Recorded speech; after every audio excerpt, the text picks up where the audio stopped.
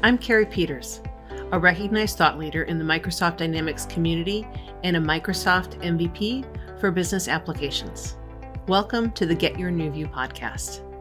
Keep listening to learn how to increase utilization of your business systems, allowing your Business Central and NAV solution to be a catalyst for your business growth and profitability. When we're done, I'll let you know how you can get in touch to put your goals and ideas into action and start moving your business forward.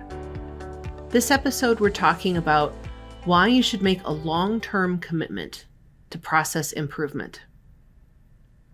We've talked a little bit about what this looks like and why we should make it a priority, but I want to focus in a little bit on the long-term commitment. Process improvement is a habit, just like many other things. And the reason that we want to build this habit for businesses in particular is so that we are continually accomplishing process improvement. Businesses change over time, and there are constantly new priorities, and processes are also constantly changing. So a commitment to improving those processes gradually and incrementally over time is the thing that's going to make the biggest impact for your business as far as efficiency. So think about your list of projects. How many of those projects on your list never get done? There's a lot of them, and this is very common for many companies. So if you have those projects on a list somewhere, it's obviously something that you would like to do. So when does it become a priority? Sometimes things become a priority because suddenly it's an emergency and this thing has to happen, or an error so big happens that we have to do some kind of change to remedy that error. Sometimes that may involve a fine or a penalty, and that lights the fire for that priority to happen. Another obstacle, other than just the avalanche of things that we all have to do, is how do you get the resources to get it done?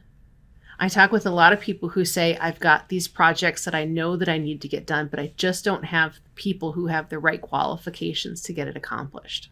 A long-term commitment to process improvement is going to help us to decide how we make those things a priority and how we justify getting additional resources to accomplish that.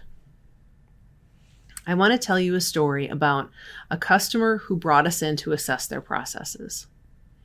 This customer asked us to evaluate their business processes and give them some recommendations about what they could be doing better. And we gave them a very long list of items. And out of their list of items, there were quite a few of those that they absolutely could accomplish on their own. They had the right resources for those tasks, and they had the capability to do that. They decided to wait for some additional help and try to accomplish that list of those things that they wanted to do on their own. A year later, they contacted us and asked us to come back because they hadn't been able to get a single improvement on that list done. They knew that they were high value. They knew that they would make a difference in their business. They absolutely agreed that they should be done, but they just didn't have the capability of making that a priority in the flow of everything else that they had. So they brought us back to help them to accomplish those things.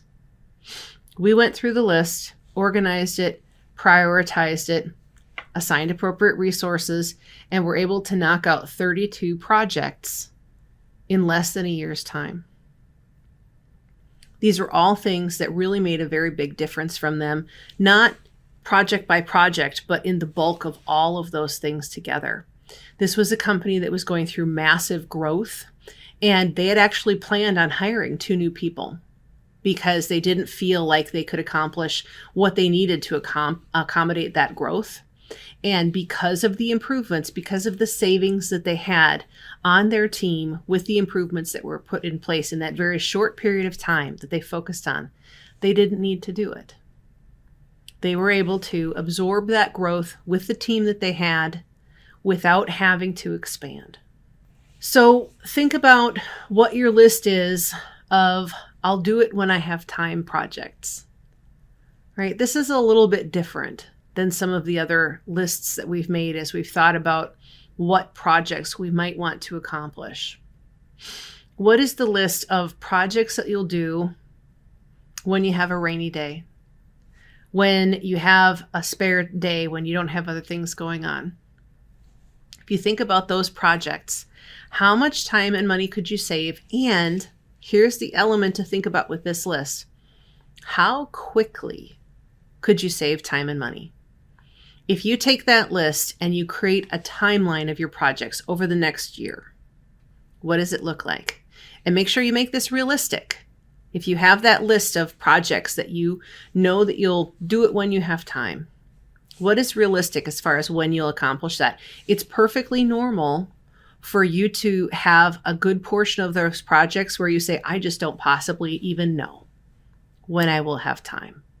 So you may have a certain percentage of that list that you know you could get done in the next year, and the rest of them are sometime after that. A lot of companies feel this way about that particular list of projects. Now, go through those projects and add some dollars to them. What is the savings in dollars to those projects? And don't forget, we're looking at this over time. Okay, how much could you save over time? Could you save a certain amount this year and then a certain amount past that time period? That's probably the scenario that you're looking at. Now, here's the last piece to this exercise. You've got your timeline with your projects in dollars attached. What if you could accelerate the timeline in which you accomplish those? So instead of accomplishing a small group over 1 year and another group where you just don't know, what if you could take that whole list and accomplish that this year? What if you had help? What if you had the appropriate resources to help you to organize that and get the work done and move it forward? Now, what is your savings? Look at the difference between the savings for those projects over a longer period of time and a much abbreviated period of time. What else is going to be possible if those things are done after that? This is where, when we think about process improvement over a long term, we can get pretty excited beyond the concepts of efficiency, beyond the concepts of the happiness of our team and their ability to go home early or just on time. We can really think about what the long-term effect of commitment to process improvement is going to be. What's the long-term effect of that commitment to process improvement? It can be substantial. And I would love to talk with you about that. In our next session, we're going to talk specifically about the ROI, the return on investment of process improvement. We'll get a little bit into the nitty-gritty details in dollars and cents in this next episode. But take a look at the couple of different lists you've put together as we've talked over the last few episodes. Are you getting excited about what you could accomplish? I know that I am. I'm Carrie Peters. Thank you for tuning in to the Get Your New View podcast. For more episodes like this on YouTube, click the subscribe button and ring the bell to ensure that you get notified whenever new content comes out. And if you're listening to the audio podcast, please share an honest review on Apple Podcasts. If you're ready to rethink today for tomorrow, and I hope you are, look for the link below and contact us to speak with our expert team. You won't find this level of no-nonsense real-world experience that we offer anywhere else. And we're here to put that experience to work for you. Do you think you could use more features of your software if you just knew how? Are you frustrated with inefficiency that never seems to get better? Did your team ever really get good training to understand how to use your business software? Do you suspect that there just has to be a better way, but you don't know what that is?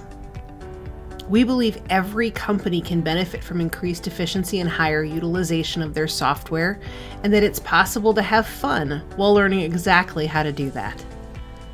The experts at NewView Strategies will tap into the true power of Dynamics Business Central and NAV for your company by helping you to rethink today for tomorrow. Please contact us at getyournewview.com to get started.